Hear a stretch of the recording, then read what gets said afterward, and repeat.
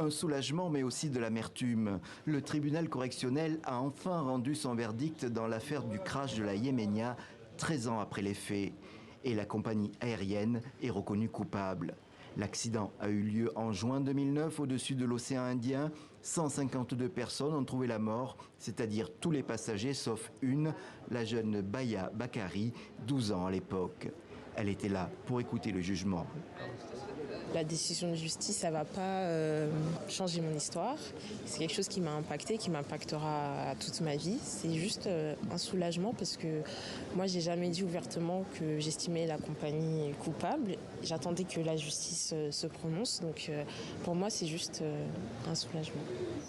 La compagnie yéménite est condamnée pour homicide et blessures involontaires. Elle devra payer l'amende maximale de 225 000 €.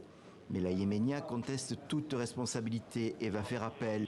La Yéménia persiste sur le fait de se déclarer innocente des faits qui lui étaient reprochés, que les responsabilités ne lui appartenaient pas, qu'il y a eu un certain nombre de dysfonctionnements étrangers à la Yéménia, et c'est le point que nous avions plaidé et sur lesquels nous serons amenés à revenir.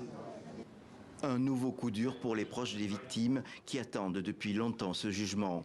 À la sortie du tribunal, ils ne cachaient pas leur amertume. L'avion de la Yéménia, en provenance de Sanaa, s'était écrasé à l'approche de Moroni, la capitale comorienne.